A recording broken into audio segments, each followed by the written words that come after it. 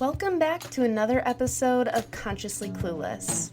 I'm your host, Carly, and I'll be your guide on this journey from consciousness to cluelessness and back around again.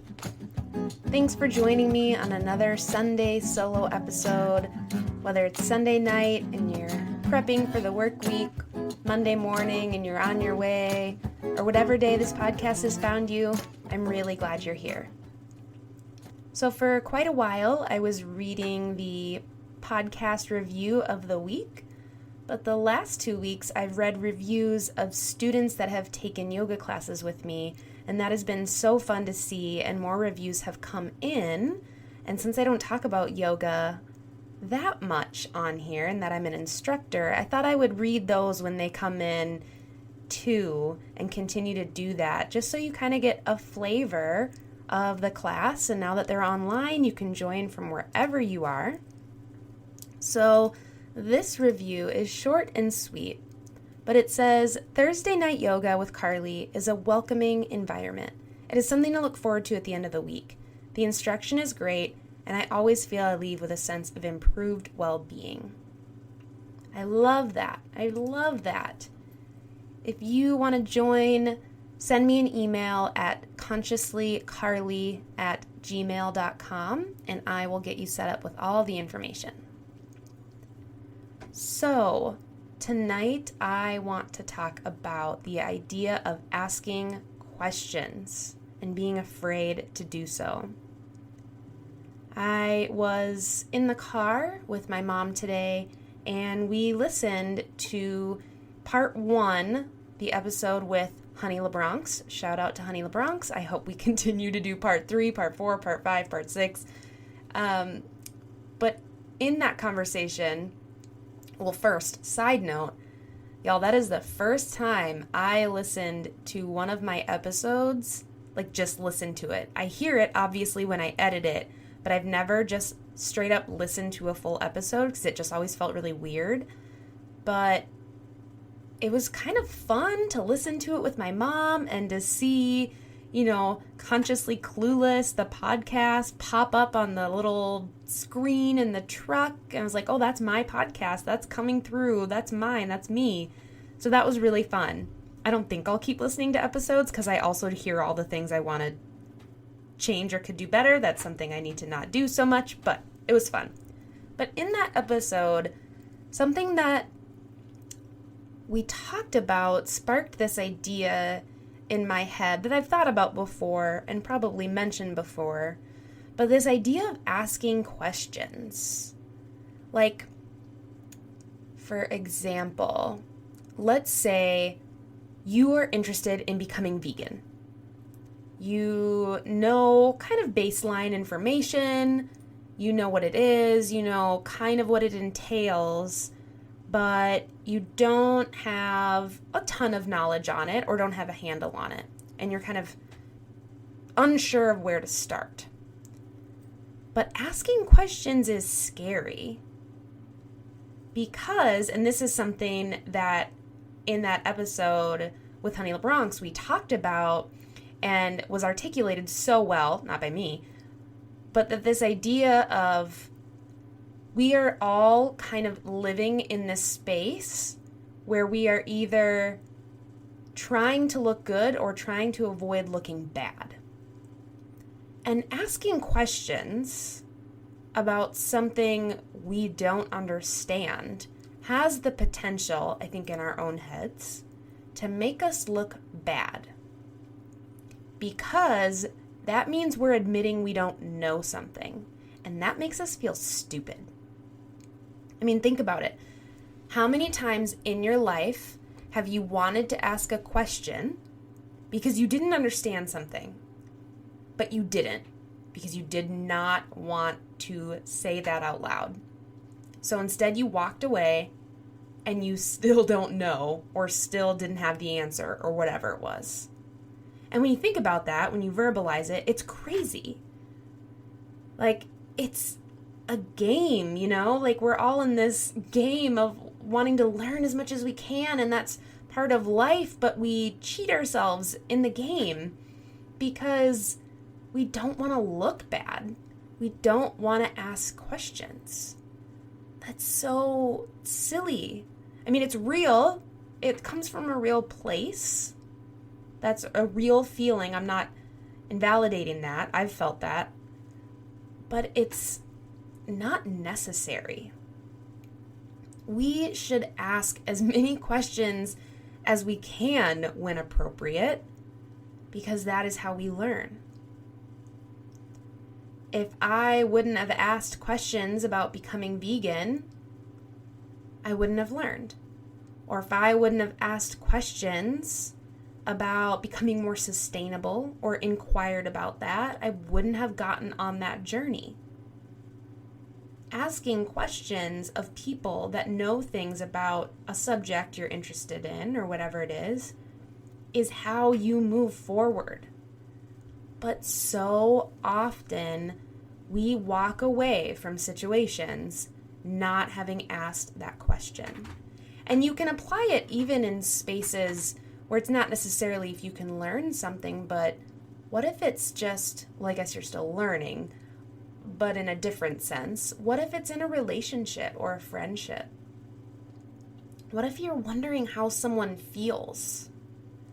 Or if someone is mad at you, or if you did something, or anything like that.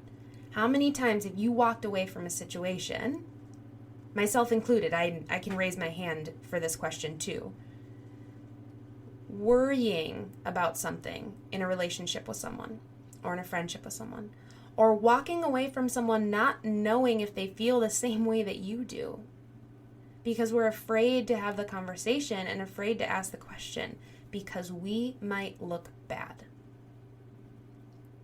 What if we are more invested than somebody else? What if we're less invested than somebody else? We continue to keep ourselves in confusion and in stagnation by not asking questions. That's it. Just asking questions. I mean, think of how simple that is. If you hang out with small children ever, or if you have small children, you know they ask a million questions. A million questions. Constantly. What is this? What does this do? Why? Why? Why? But that's because they're learning. They're willing to say, I don't know what this thing does, so I'm going to ask you because I want you to teach me about it. They are willing to say, I have no idea. Tell me more. Because they don't care at that young age. They're not worried that they look bad. They just want to have more information. What if we acted more like that? What if we were more willing to ask questions, have that innocence back in our lives of not caring and just saying, I want to know this thing. I want to know if this person cares about me as much as I care about them. Or I want to know how to order at a restaurant when you're newly vegan because I don't understand what this means. Or I want to know what dish soap I could use that's more earth-friendly, but I don't want to look stupid. All of these things, I mean, that really runs the gamut, right? Relationships to dish soap. But they kind of all boil down to this idea of us not wanting to ask questions because we're afraid of looking bad, because we want to stay looking good. But that just needs to be reframed. I want to throw that out. I want to move past this space of asking questions means you look bad because you look stupid. And that asking questions means you're intelligent because you want to learn and you are ready for more knowledge. Throw it at me. Tell me more. Or you want to know how this person feels. Don't ever go through life wishing you would have said something. Even if you don't get the response that you want, Never go through life not having said something, because it's the worst feeling in the whole world. Wondering what the response would have been. And that response may be bad and maybe not what you want, but it gives you information. My therapist and I have talked about that numerous times. What if I don't get the answer I want when I talk to this person about X? And she always reminds me that it might not be the answer you want, but you're always going to be gathering information. The information will help you and guide you forward. Even if it's not the answer you want, you're learning and you're figuring out what to do next. And again, I think I say this in every solo episode, but I am not talking about this as if I am some expert. I like to think I've worked on this skill. The podcast has helped that. But I've still walked away from situations wishing I would have said something. But I'm doing that less and less. And also admitting I don't know. Like, think of those words. Some of you may have had like a physical reaction to the thought of saying the words I don't know out loud. I don't know. I have no idea. Or saying, I didn't know that before. That one I think is really key in learning about systems of oppression and injustice and racism and sexism and veganism and different ways of living, because a lot of things, especially if you have a lot of privilege, you get to sidestep those things. If you don't want to, you don't have to look at a lot of these issues. So you have to get to a point where you can say, I did not know that.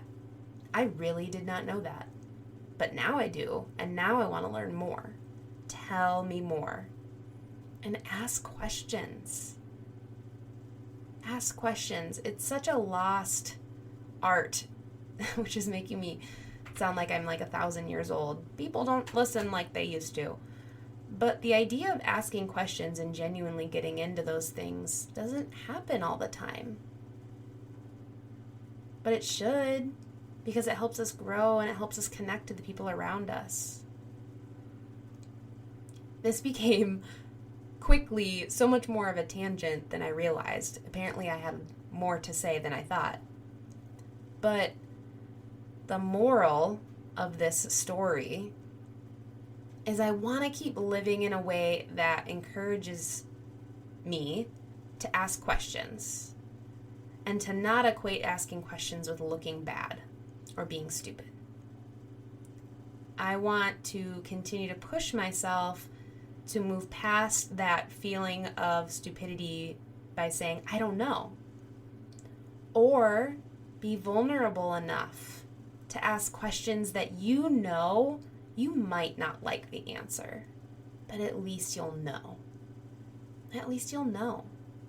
And then you can move forward with that information in any way you see fit, but you have the information to move forward with. And that's crucial. So I want you to think for a second. What questions do you want to ask that you haven't been able to? Maybe they're questions I can help you with, like being vegan or health and wellness stuff. Basically anything that can fall into that category I love talking about. Or yoga. Anything. Manifesting. All of this stuff I love and talk about. Maybe they're questions that you've been afraid to ask anybody that you can message me and I can help. Or maybe there are questions that are for other people in your life. Or maybe they haven't happened yet, but they will. And hopefully you'll remember that asking questions doesn't make you look bad. It makes you look really good. And that is something to remember when moving through this space, especially 2020. Like, there are so many moments in this past year where, you know, I thought I was more conscious than I was, and it turns out I was a little more clueless and had some catching up to do. But I'm trying to remember that that's really exciting, because that means I get to learn more. I get to learn more, and what a privilege that is to be able to say that. Ask the hard questions, regardless of what the answer could be. Thanks for listening to another episode of Consciously Clueless. If you're enjoying this podcast, hit subscribe wherever you're listening. And if you want to help me grow this podcast, send it to a friend, text it to a family member, share on social media, whatever you can to get it into the ears of more listeners, I would greatly appreciate. And if you really want to go above and beyond in helping me out, head over to Apple Podcasts, leave a quick review. It only takes a minute, and you could be read on air as a review of the week. Until next time.